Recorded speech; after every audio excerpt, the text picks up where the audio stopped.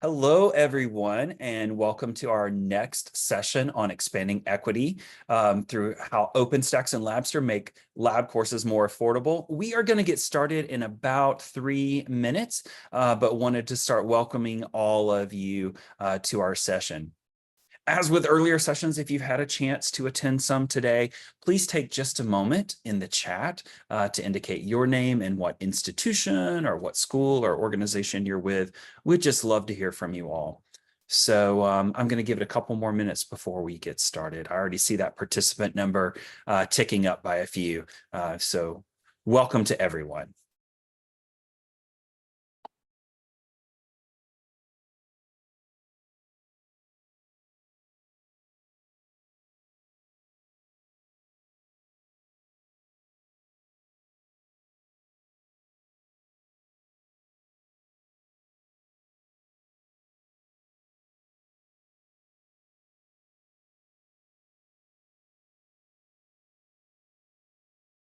I see a few more people joining in. We will be getting started in about 2 to 3 minutes.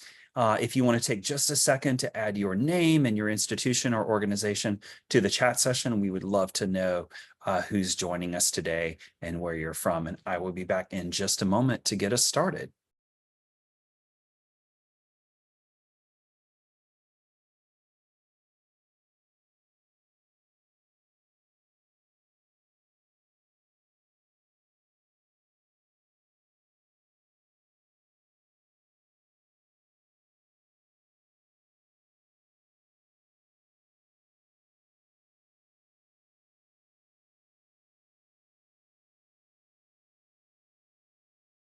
Looks like several of you have already added your name and your institution or organization to our chat session. For those of you just joining us, please take just a second to do that. We're going to get started in about 1 or 2 minutes. Looks like we've got some folks from Germanna Community College in Virginia, Midwestern State University, Georgia State University. That one sounds familiar to me. That's my twice alma mater and where I spent a good bit of my career, and some folks from Chicago as well.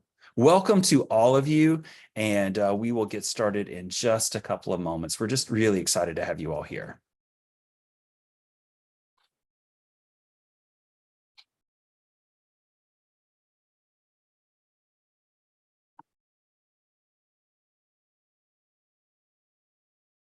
I always love watching the participant count start ticking up because it seems like in that 1 to 2 minutes after the hour, the number usually doubles. So we want to give everybody a chance to join us, get situated, and add their name to the chat session and what institution or organization you're from.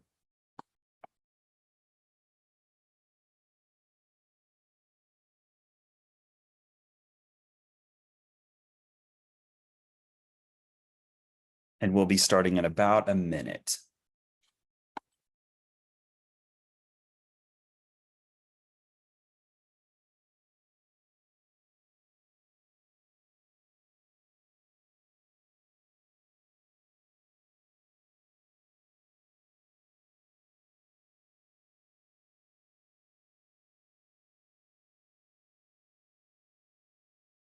As Siley is mentioning in the chat session today, and I'll mention this again in just a moment, feel free to put any questions in the Q&A session and the Q&A tab at the bottom of the screen. Just click on Q&A. It'll give you an area to ask your questions.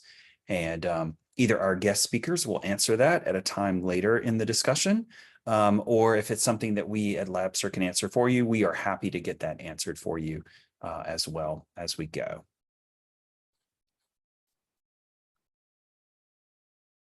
Well, it's about 2 after, so why don't we get started? Hello, everyone, and welcome to Labster's Science Immersed Conference and to our session, Expanding Equity, How OpenStax and Labster Make Lab Courses More Affordable. I am just thrilled that you've decided to take a little bit of time out of your day and join us. My name's Dr. Julian Allen. I'm the Vice President of Academic Affairs here at Labster, and I will introduce our guests and guest speakers in just a second. But as I was mentioning just a moment ago, we would love to hear from you.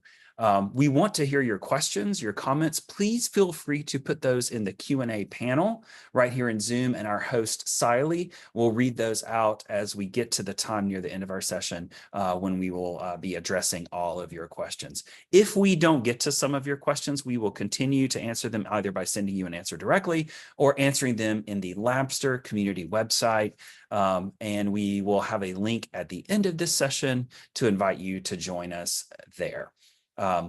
Also, there are more sessions coming, especially tomorrow. And again, we'll have a link at the end of our session today. If you've only signed up for this one session and want to check out some others, we would certainly invite you to do that as well.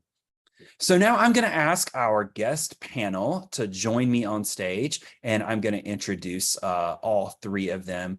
And I'm just excited to have all of these folks because they're each coming from a very unique perspective to talk about this interaction between Labster and OpenStax and our teaching environments. So if our guests could just turn their camera and audio on and join me on stage, I see that's happening right now. So I'm going to start first with Anthony Palmiotto. Anthony is the Director of Higher Education at OpenStax, which if you don't already know, it's a nonprofit organization run by Rice University that publishes really high quality, peer-reviewed, openly licensed college textbooks that are available free of charge for your students. In this role, Anthony collaborates with faculty and students and instructional designers and OER advocates and the whole OpenStax team to focus on improving educational quality and deepening student belonging through meaningful and measurable learning experiences. And next, we've got Dr. Simantini Karve. I promised her I would try to get her name pronounced right. I hope I'm doing it justice. Simantini has taught courses in human anatomy and physiology, and she focuses on humanizing the delivery of online courses by fostering meaningful peer-to-peer and peer-to-instructor interactions. Among her many contributions in the classroom, she has customized the OpenStax anatomy and physiology textbook to suit her course. And finally, we have our own Dr. Ashley Buitenwerf.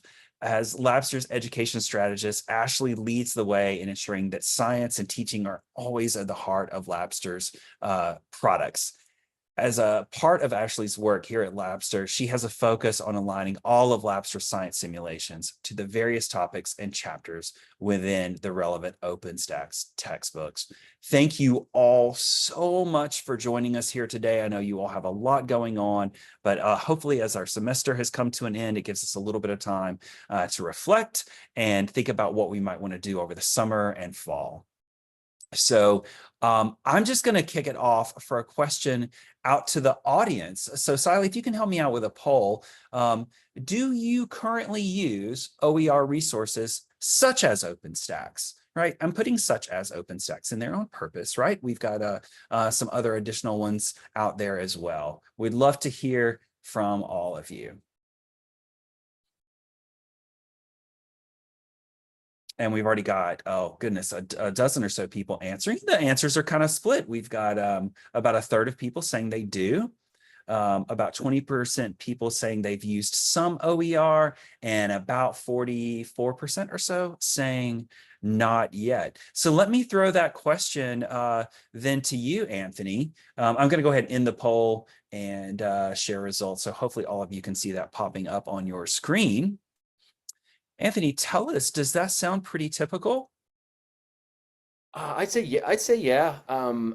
Definitely, because open educational resources are elements and resources, learning and research resources that reside in the public domain or are licensed in such a way that everybody can use them. And I think that's pretty typical because although faculty awareness of OER is increasing all the time and it's getting higher and higher, there might not be OER for every faculty, every course. Professor Karve was able to customize a resource to fit her course, but perhaps if she hadn't done that, maybe it wouldn't have been usable. And not every instructor has that ability or time or to do that or interest in doing that. So that is a pretty typical spread, I would say. Gotcha. And Dr. Karve, Let's build on that for a moment. Tell us a little bit about your experience in getting started with OpenStax and OER resources in general. Thanks for having me, and really excited to be here. And I would just want to mention that this process was a journey, and honestly, faculty time is at premiums in some cases. So I was very lucky that my institute had a grant, OER initiative grant from the California state, and we faculty, we put in proposals to get a piece of that grant so that our time would be allocated, dedicated to the effort of developing the textbook. So we started with the standard A&P anatomy and physiology textbook from OpenStax, and then I, along with my colleagues, developed the textbook for allied health professionals. So now the textbook is called Human Physiology for Allied Health Professionals. Fantastic. And tell us a little bit about what the student reaction to that has been. How have the students embraced having an OER component, and especially with that price point? Right. So the price point is zero. It's open source.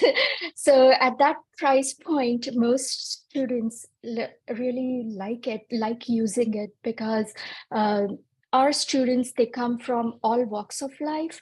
Some of them, they are juggling families and work related responsibilities, and putting in money for textbook is kind of a burden, economic burden for them. And physiology textbooks are not cheap. Some textbooks will cost up to $150. Given the current minimum wage, that could be up to 20 hours of work. So they're taking 51 hours of lecture, and they need 20 hours of work to just get the textbook, So that math doesn't work very well for our students. So we started using OER, and most students were happy that it doesn't cost anything. And then the second aspect of it was the ease of using it. Now I can just use the link from the chapter, put it on Canvas, the learning management system that we use, and it's very easy to use. So it's no longer, previously sometimes we had to say, oh, read from chapter 24 to 48 this week. It's no longer that. Just put in the link and they can do their weekly readings. So in terms of usability, ease, and price point, I think students are happy. I think that's so fantastic, and also the interoperability with the learning management system that you've already got. Anthony, maybe you could jump in there and talk to us a little bit about kind of like setting the stage for what OER is, maybe a kind of a definition. You started hinting at this a bit earlier, but tell us about where OER is in the whole landscape of higher ed. Sure. So as I mentioned, OpenStax. I'm not muted, am I?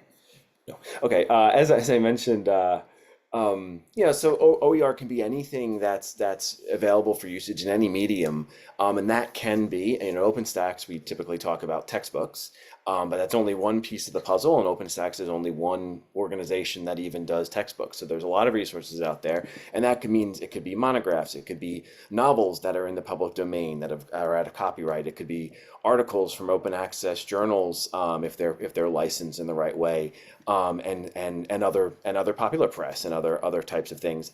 So all of those resources put together can make up OER, I think. And then when we think about how many professors, how many instructors, tutors, instructional designers, course designers are using them, it's like we're kind of mentioning earlier. It's getting to that place of being a much higher awareness than, at least, even just a few years ago, especially pre-COVID, about I think it's according to Bayview Analytics, about 1/3 of faculty assigned OER course materials in at least one course in 2023. So that is really a big number. I mean, when we started out, when OER really started taking form, and ZTC programs and other incentive programs or marketing programs started out, that number was in the 5%, not in the 30 to 35%. And many more faculty, about 2/3, are aware of OER. And these, that puts us, if you think about, okay, so compare that to mainstream publishers. So every faculty member is probably aware of the mainstream publishers, but if you think about it, maybe they're not aware of every textbook that's offered by them. You probably know the main 3 A&P books or chem books or something like that, but not everybody's familiar with all of them, and even from those mainstream publishers, maybe you know Brown LeMay, but not Tro, or vice versa, in chemistry or something, and I think that applies. So what I guess I'm saying is that it's really reached the mainstream, and I think one of the reasons for that, I'm sure we'll get into this, is that it's the OER is not alone anymore. It's got faculty doing things to it, like Professor Karve said, and using systems to do that, and then systems like Labsters, and then others to enhance teaching, integrate into the classroom. The textbook. I've been doing textbooks for 25 years, and textbooks should only be about 15-20% of what you do in a course, right? There's a lot more that goes on, and maybe even less. So all those other systems and assets are supporting the OER. It's not having to stand alone. You mentioned how many instructors are now starting to use OpenStax or other open resources. Can you put that in the context of student debt, right? What are the drivers happening there? Yeah, I think everybody in higher ed knows of this student debt problem, especially I know we have some people internationally. I know it's an issue everywhere, but in the US, it's just a tremendous burden. The 1.8 trillion in student loan debt that we're facing, and it's this cliff that everybody's thinking about, and is really calling into question investments into higher education, and not just, you're getting that from at the political level, but you're getting it at the family level, and especially at the individual student level. And those barriers are huge. And the textbook costs and other course materials costs have very often been sort of after the spend. It's sort of the thing you don't think about, but it can, if like Professor Karve was saying, if you have so much spending going on to go to college, and then you have to spend so much more for textbooks, that's not just impacting your debt, that's impacting your life, what you do every week, the choices you're making. And we know how many students, they don't take the class. It's about 20% of students decide not to take a class. Or 70% of students don't purchase the textbooks at all. And then, if you think about that student not taking a class, that's, maybe they end up not being successful in that course. Maybe they take a different class, and that's great. But if their intention was to become a nurse or a medical technician or an accountant or whatever, and then they deviate from that path, professors' times are limited, students' time is limited, and maybe they don't get down that path that they could have gotten to if not for just because of affordability.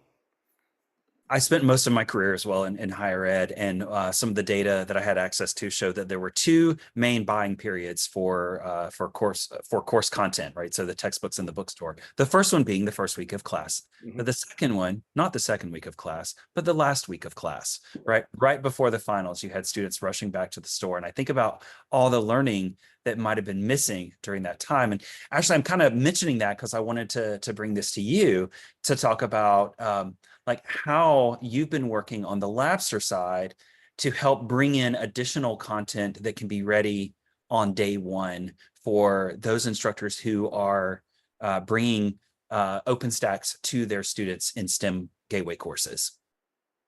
Yeah, so I'm definitely, I hear you on the time. I'm still an educator as well. So I'm the time is valuable voice here. And in order to make your time use other places, we've gone ahead and done these alignments between the OpenStax textbook and the Labster simulations that would make that textbook come to life a little bit more with the taking that knowledge through a lab technique, or solving a problem, or applying that concept in a way. So just kind of extending that knowledge outside of the text itself.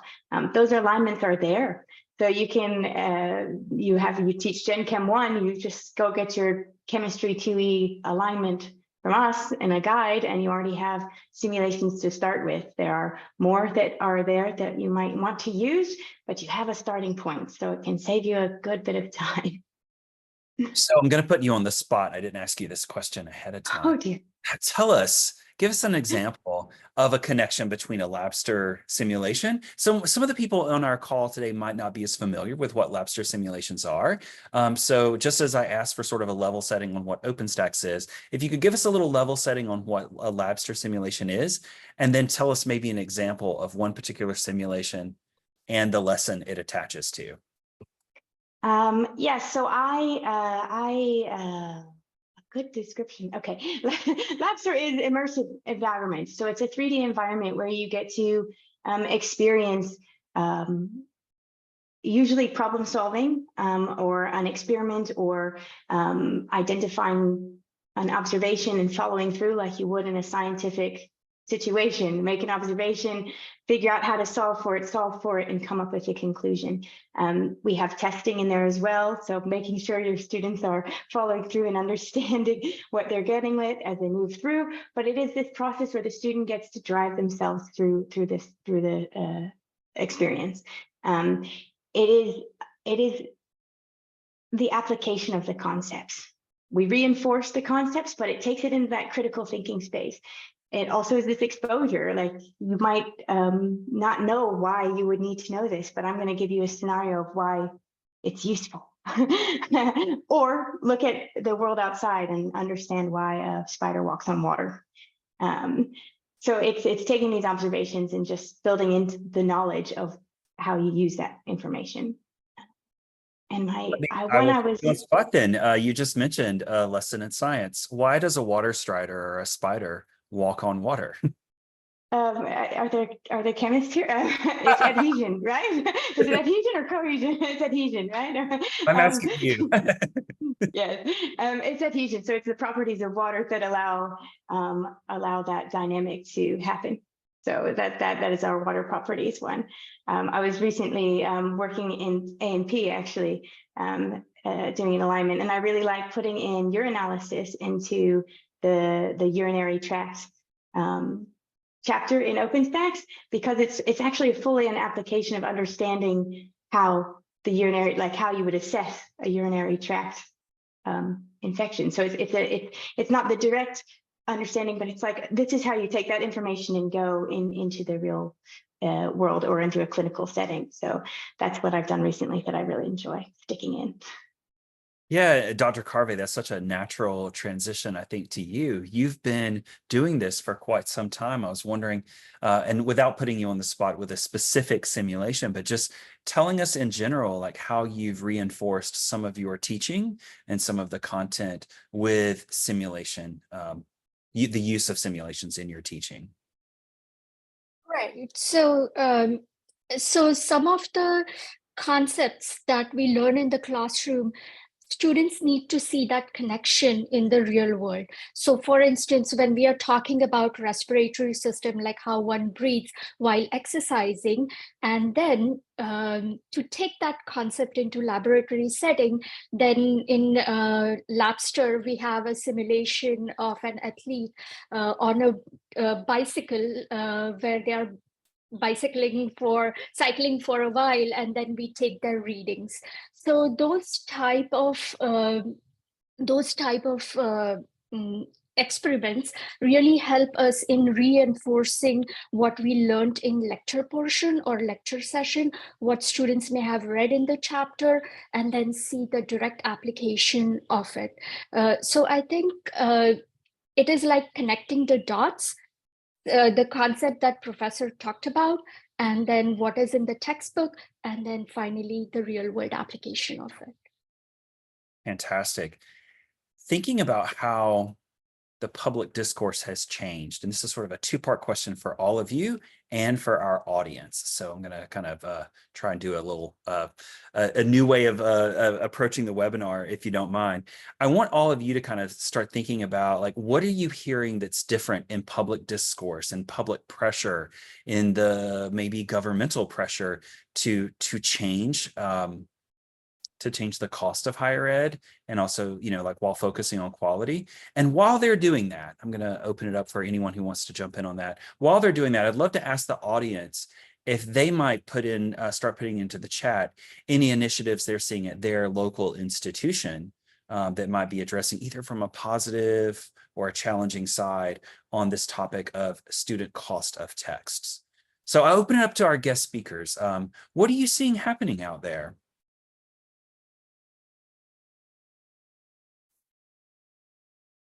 No one ever wants to jump in first. I'll go ahead. So I think it's some things, some initiatives might be well motivated, but also are taken advantage of by different folks, right? Different. Everybody sees what they want to see in certain initiatives. So I don't want to cast any of these as being inherently negative, But in certain states, we have that different types of school funding is based on incompletion more than need, for example, and then that's a broad way of saying something that has some different flavors across different states. But that's a big deal in terms of how schools apply for funding, how students get funding. The other sides of it are the preference for certain types of and preference can take shape in different forms. Preference for certain types of degrees or majors or something. STEM being more, or workforce readiness being more favored than other disciplines. When in fact many disciplines lead to workforce readiness, and everybody can use a little bit of every STEM major can use a little humanities and communication skills, and vice versa, right? And those types of things, and those of course, make their way into, kind of talking points and budget proposals and arguments at state level and other orgs and stuff like that, and also make the environment on the day-to-day side challenging for faculty and for everybody who's a part of it, and for students. Maybe they don't see it that way as closely as somebody, the workforce relations person at a college or university, sees it, but the impact is there. So I think those are challenging. And then as it relates to textbooks, I think it's just generally like I said before, it's not about the textbook, it's about the learning. Well, I didn't say that exact thing, but that's what I think. But the idea that, well, isn't Wikipedia just fine for that, or something? Just a devaluing of, and then so goes everything else that's involved in higher ed when you start to lose the documentation, the labs, the high quality interactions, and so on. What about the faculty? The value of the faculty member, the value of the tutor, the fact of all those processes and all that experience that goes into it starts to fade as well. And then we see, as a result, in part, retirement cliffs in certain disciplines and other things like that are extremely challenging. Dr. Thank you for that, for putting all that context around it. Dr. Karve, you mentioned that you got started in OpenStax when there was, I think it was a system-wide initiative or perhaps a university-wide initiative to start driving the adoption of OpenStax. What do you think that was responding to? Was it just the student cost, or was there a focus on quality as well? Well, yes. So it was responding to cost, of course, and also the quality or customization, I want to call it, like how we can make it, how we can tailor our content to the courses that we are teaching. And just to tie it back into your previous question related to what was changing. So during the pandemic, what we experienced was our student population was somewhat changing. So earlier, for a human physiology course, we would pretty much get people who are, say, pre-nursing, pre-med, pre-allied health students. But then during the pandemic, we also started seeing other students, other people who want to be a human physiology student. Say, for instance, an animator, YouTube personalities, and they want to know about human body. And textbook costs can become a barrier there because they're just trying it out. They don't want to make that investment yet. And when you have an OER, you pretty much open it up for everybody, you know? So bringing it back to your current question, you were talking also about like, how do we want content, or what was it responding to? It was responding to um, how we want to maintain quality of education while including everybody who may or may not have exposure to human physiology before, or just general biology before. So I hope that answers the question. Oh, absolutely. I love the way you're addressing the use of OER as an equity issue as well. So, and it's not just about the cost, right? An accessibility question. It's about an approach and how one customizes the content to match the needs of one's students.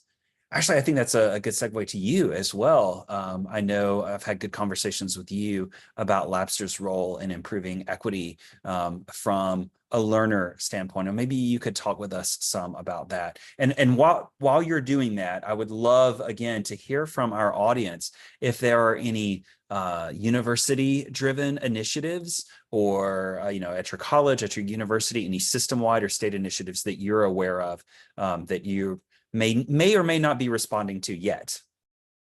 But yeah, Ashley, dive in on that this question of equity. Yeah, I think it's one of our main drivers right now in how we select content, and kind of trying to level the playing field a little bit in these early gateway courses where you don't have so much control over the background you're coming into, but you're all walking into a classroom that you need to be prepared for.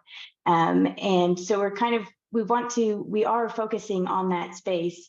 And in that, we are using these simulations in a way that, much like when you teach, when you set up a good lecture, they set the stage and they come in, they build activities to reinforce that, they check that the knowledge got through, and they continue with that theory and that application along the way. We build that into our simulations.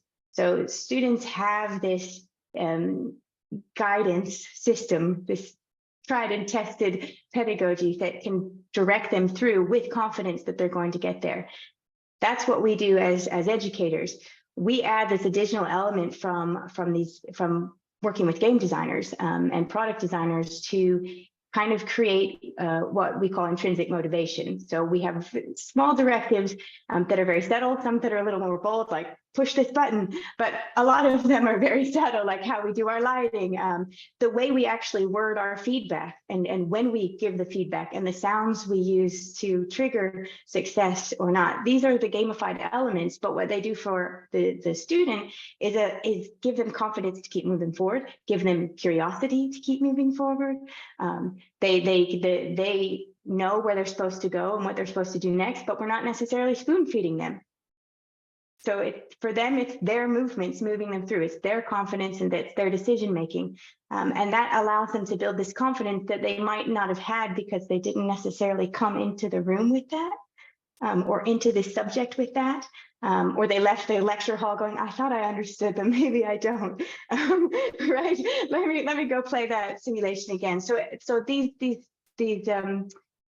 I was going to say tricks. They're not really tricks. They're tried and tested things, but these are the tools we use to actually allow students to build that confidence. And then, just like at the end of your course, you give them a high five. So do we. We have our version of that level of you've made it. Here's your success. And we're building other activities, like practice activities, where we actually go through and they get their motivation, they get their stars, they've made it from level 1 to level 2, they're getting level 3, they're going to master that skill so that they can just do it as they need to do it to be successful in their course. So we really try to use these things to build the confidence internally in the student, where they might have maybe imposter syndrome as they enter a university setting. You know, if you've had a chance to attend multiple sessions today, what you're discussing right now is almost an exact reflection of what we learned in the small teaching conversation with Dr. Laura Carruth from Georgia Tech. And they had, she was talking about a couple of studies that had been done about whether learning the content, you know, like study, study, study, study, or study, try like teach, you know, test, test, test, these practice modules, which ones have a better effect in the short and long term. And it was really interesting how in the very short term, you know, just studying the content actually shows a lot of immediate, you know, a lot of immediate response. You remember that information quite well. But a week later, a month later, you know, a little while after that, it starts fading much more quickly. And the difference is whether or not you tried and practiced and tested and found ways to relate it to the real world. All right, so speaking of getting to the real world, let's get really practical for a few minutes. What does it take to get started in OpenStax? And then what does it take to get started in OpenStax plus Labster? So I know all of you are going to have different opinions on this, different ways to get started. Anthony, I'm going to point to you to start off with as our OpenStax expert in the room, and then we'll work our way around. Sure. So I'll say what we do to try to make it easy to get ready, and then the others can tell us it works. So we, you know, as been said, you know, we understand that faculty and everybody involved in teaching and learning, time is limited, resources are limited, and stress is high. So you know, we don't just put out books. We spend so much time making those books ready to be used. You know, before we start, we write one word where it's, you know, 5-6 months of preparation to understand what the course sequencing needs to be. And that's not just looking at every other textbook out there, that's talking to many, many instructors to find out, all right, what's going right with these textbooks? What's wrong with these textbooks? Have slight, you know, if you're teaching I'll use intro chem or intro bio or A&P, typically the general sequence is pretty similar, but there are variations.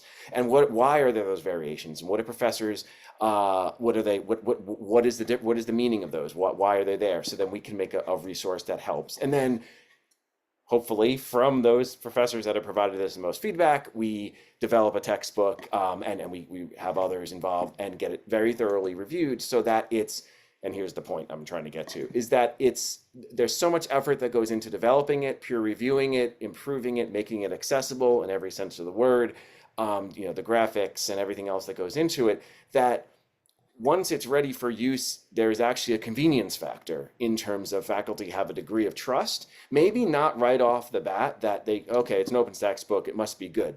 I hope everybody would sort of think that, but I don't expect it. You know, that's not the faculty need to evaluate.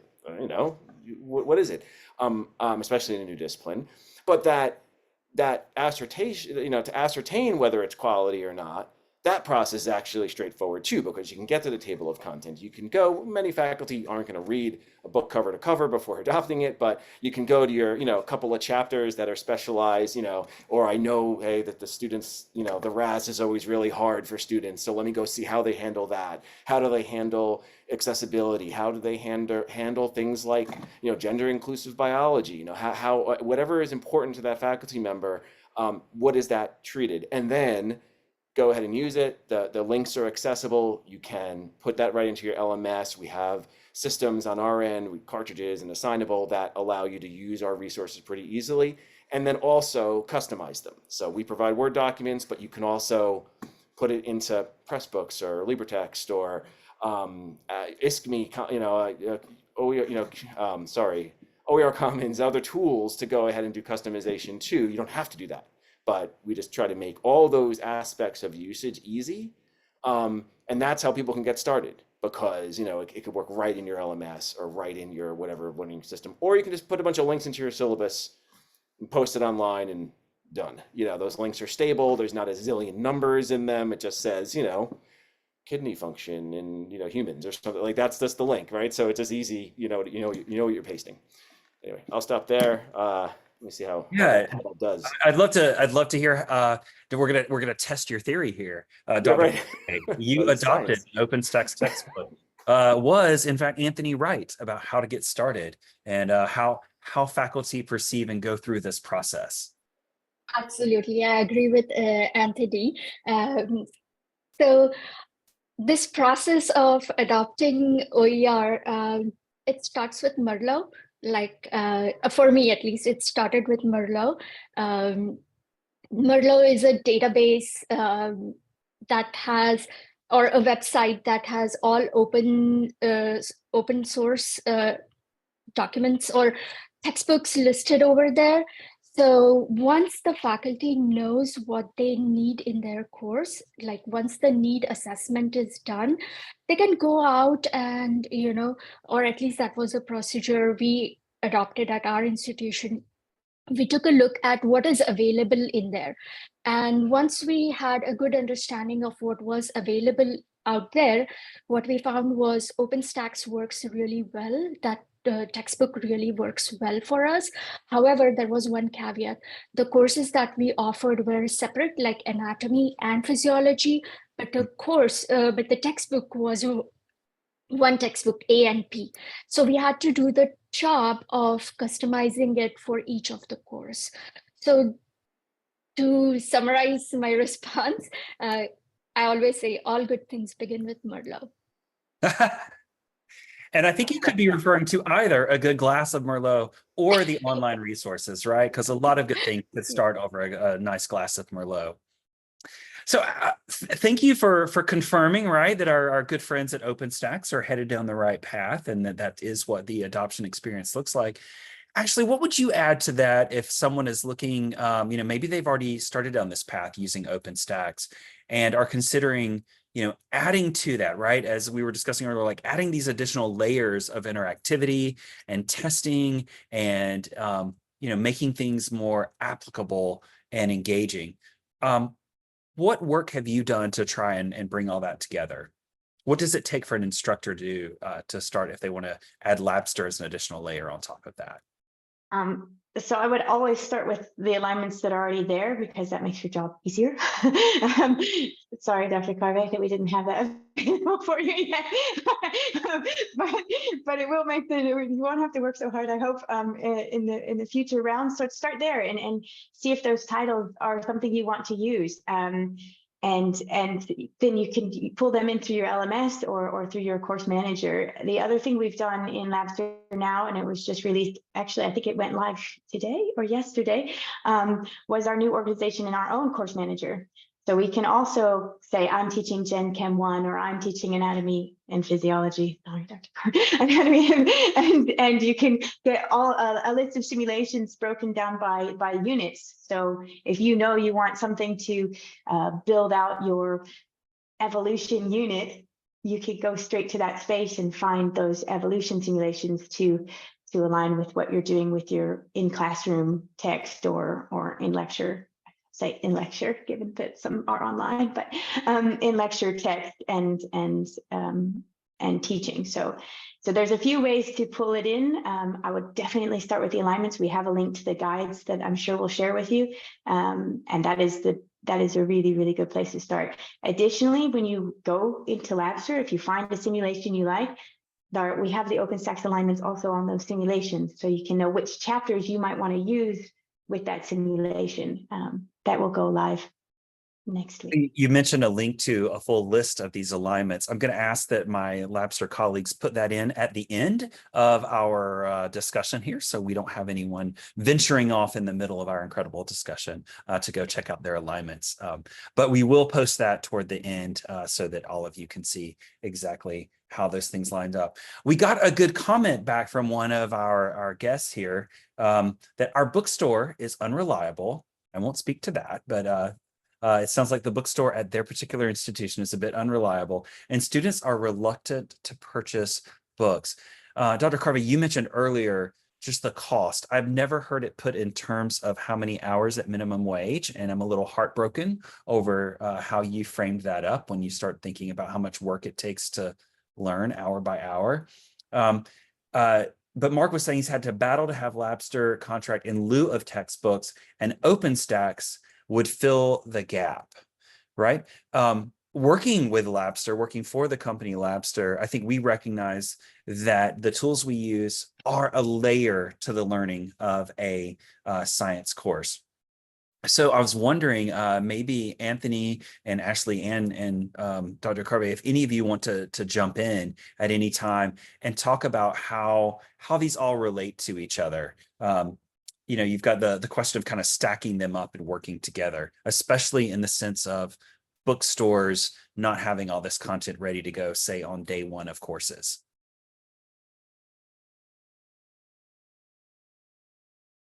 Maybe I'll let Ashley handle that one first this time. Just in terms of how, because I mean, I know how where you, but we don't have to be used with the bookstore unless people want to. So, okay, so I'll be quick on this. Yeah, So, yeah. OpenStax textbooks can be used in the bookstore. Everything can be ordered. Everything has an ISBN. It's just like a typical textbook adoption. But it does not have to be because it's free. So, students can either make that purchase on their own. They can just say, I want this book. One thing we never say, if you have 100 chemistry students or 100 bio students or 100 APs, don't order 100 copies of the OpenStax textbook because no students are going to buy all of the all of the textbooks when the book is free. We love them to, but no, actually we don't. We want them to do it the best way that's good for them, right? So that's that. But So the just other thing quickly there, what's that? quickly there, you're referring to a printed version of the OpenStax book, Right, exactly. available in the bookstore if Yeah, students yeah. perhaps Just bandwidth or just something because the like comment came in on the bookstore, but beyond that, I mean, in terms of accessing these together, essentially you don't really have to you separate them. You could actually, I think, predominantly go through Labster as your sort of first stop. I think is probably the easiest way. But maybe I'll let you take it from there. Yeah, Ashley, what would you recommend to instructors? Yeah, I think I'll again echo those points is that we're not there to replace the teacher. We're there to reinforce concepts. We're there to build out where a university doesn't have those capabilities, right? Might not have that lab available. Maybe you didn't get the budget for the lab you had hoped you would get the budget for. But we've always designed the simulations to recognize that there is the educator there to kind of put their spin and their style into that. So, and the same thing happened when we did this OpenStax alignment. It was exactly as you say, that have the Labster, have this immersive real world experience, this application of the concepts and theories, and have that textbook there, that reliable, very in-depth knowledge at your fingertips, and invest in this, because that little extra we know is going to drive that critical thinking. It's going to drive that retention of knowledge and that curiosity that's really core to STEM subjects. And that's what we designed that for. So you can rely on that piece, and then come to this at your fingertips free option in this really rich textbook. Yeah, I've got one more kind of big question for all of you as our time kind of starts to wind down a little bit. But before I ask that, I want to remind everyone that our Q&A is wide open. We do have some questions are already coming in, but we'd love to hear any additional questions if some of the comments that our guest speakers have maybe spurred in your mind. We'd love to hear those questions. We're going to try to get to all of them. But Dr. Karve, I'm going to come back to you, and I'm going to ask this question a couple of different ways based on who you are in the room. But what do you want to see next coming from OER and this kind of marriage of OpenStax and Labster? What's on your wish list? I had written about this previously as well.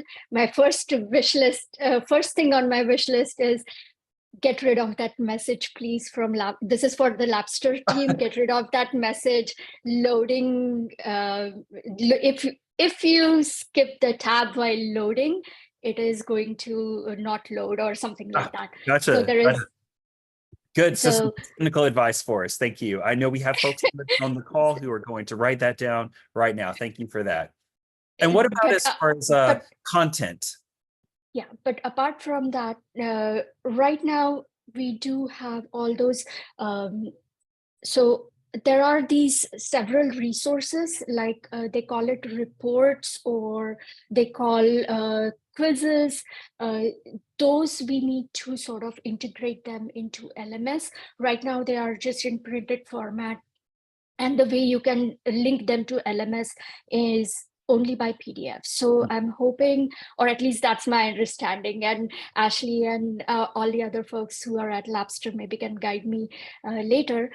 But the point is, the quizzes and reports that need to integrate better in the Labster system, in the LMS. And for me, myself, how can I make my teaching better? At present, I don't use all of the Labster simulations. Labster has some 34 or something simulations, whereas I use only 12 to 15 simulations in my teaching. So how can I integrate more of those simulations in my course? So that is a challenge, or that is something that I'm looking forward to. And hopefully the formulations, or hopefully combinations of those simulations, will be included in future versions of my course. Great. Thank you, both for the technical advice. We are always listening to our incredible instructors on what we need to build into our tools next. So it's great to hear from you on that. And also, I think it's a good moment to kind of just quickly plug the idea that if I know you started off without having the matched together already, but we do, as Ashley mentioned, we have a full list available of how our content matches with OpenStax. And we do also offer for any instructor who is using Labster, we are happy to just review your syllabus, review your content, your learning objectives, and do some matching for you. So I think it'd be really interesting to see, like, now that you've had a chance to play around with such an incredible customized course, see where you could go with that. And then I'll just quickly pivot to Anthony and Ashley.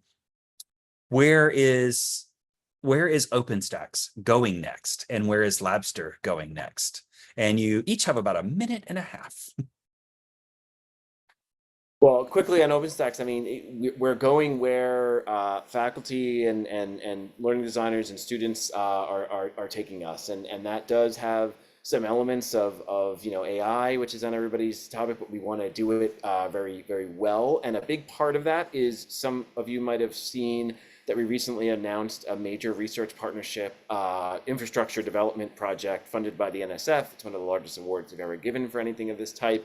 And that's called Safe Insights, and that will allow OpenStax and partner institutions and organizations, no pressure anybody, either any member of the audience or fellow participants, to conduct large-scale educational research, very high end, so it's not, so we're getting a lot of insights, but do it in a safe way, using secure enclaves so that all student data is protected, and that researchers from outside the sort of the private circles don't have access to any student personal information. So it's an intersection of connection with institutions and also the ability to do high quality educational research, and that will hopefully continue to color and inform everything else we do, and still meet faculty and student needs to keep things easy to use, moving forward, advance, addressing more courses. We're going into nursing now, for example, and we want to make sure we're always supporting everybody who needs it in every way they need it. So. Well, congratulations on covering that much Thanks. in a minute and a half. Thank you for that. And Ashley, any final comments to add to that about the future of OpenStax and Labster? Yeah, I think we listen to you as educators, and our organizations and universities that we work with. So that is also the drive. I think we are really focused, as I said earlier, on this, helping to mitigate the dropout rates and increased equity in learning, especially in those first couple of years, to give really good foundations for where students will go next. And I hope that this partnership really will push that forward. Fantastic. And we are right on time, Siley, and you are right here to transition us. Thank you all for your open and honest commentary. We're going to go to the Q&A, and Siley has some of those questions ready for us. I do. And with an incredible panel like this, it's no wonder that we have quite a few questions. So I'm going to, for the sake of time, just try and summarize what we have here. Very quickly, Dr. Karve, what was the website you mentioned? Was it Merlot? And can you just spell it for the team that wants to know? Absolutely. Thanks, Sally. Spelling is Merlot, I think. Yeah. It's like the wine, Merlot. Perfect. And like Dr. Allen said, it works on so many different levels. Okay, so we have some open questions. How do these resources cater to the different learning styles?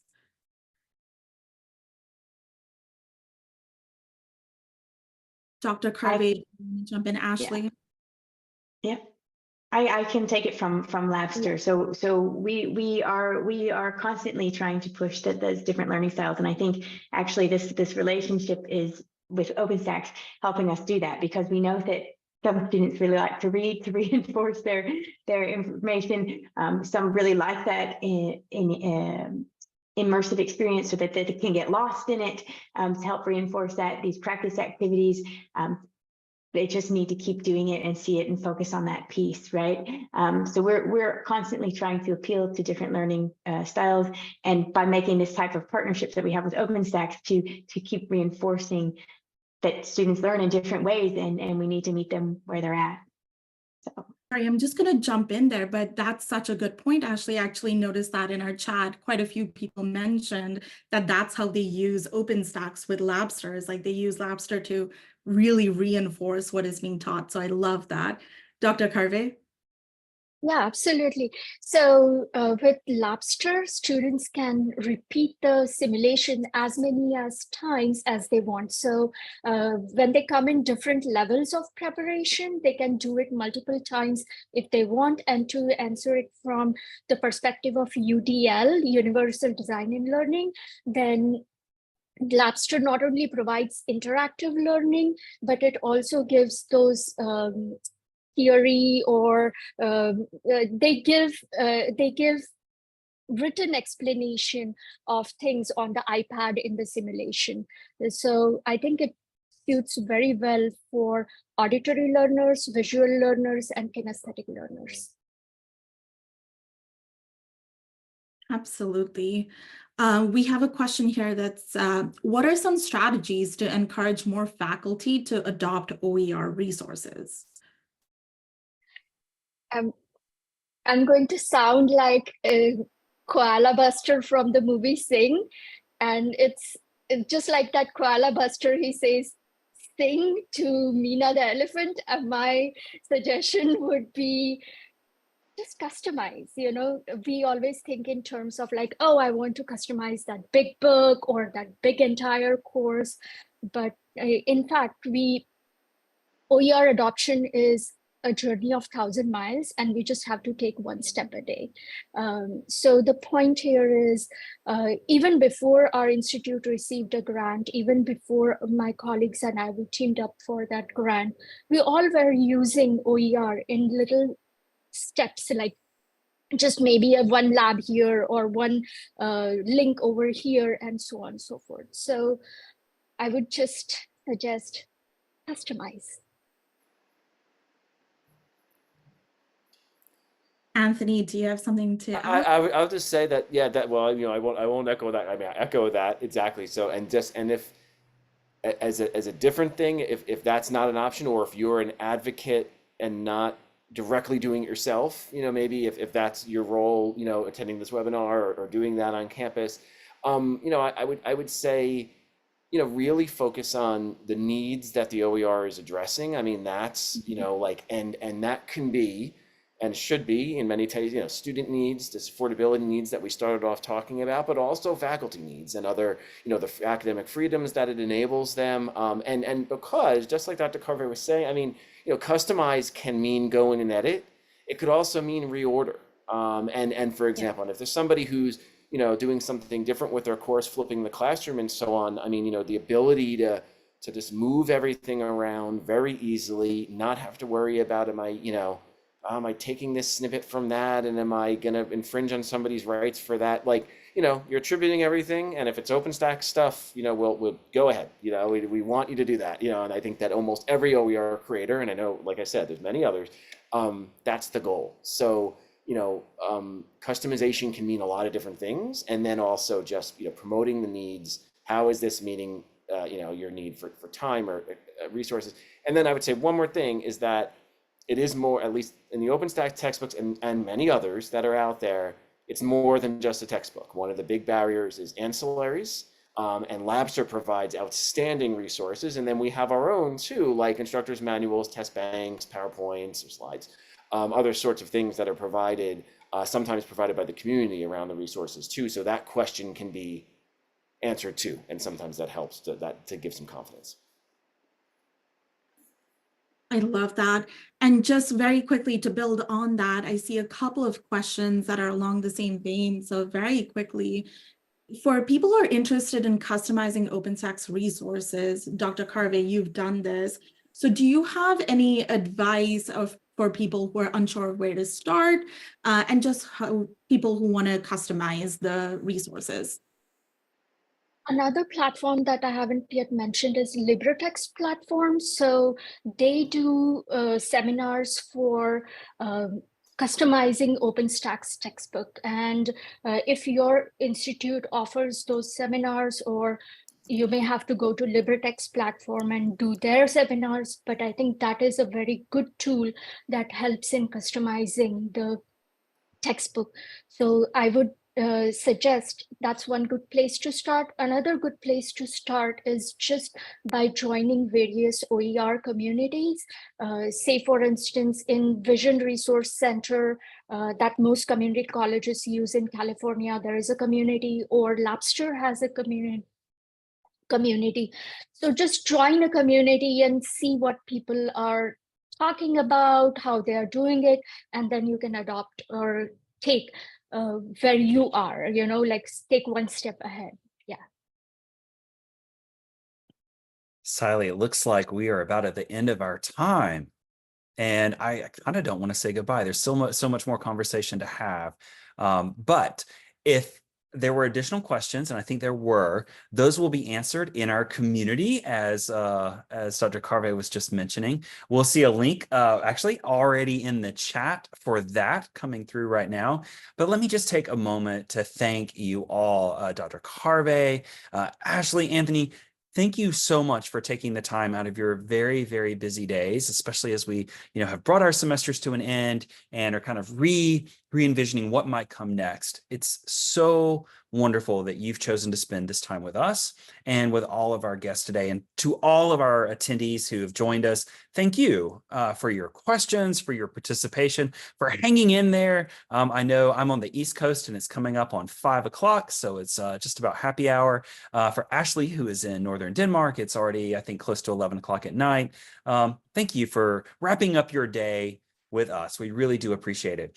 So in the chat, you'll see a couple of links for our community campus, and also as a reminder of the incredible additional sessions that we have coming up for you tomorrow. I will see you personally in a couple of those. I've had the pleasure of spending time with you in 3 of the different sessions today. I hope you get a chance to join us tomorrow. But all of you, thank you so much. And Siley, thank you for being an incredible host with us all today, for keeping us all organized, and for making all of this happen. So to you and the incredible Labster marketing team that pulled this together, we call our first day to an end. So thank you all so very much for joining us. And we will see you on the community campus soon.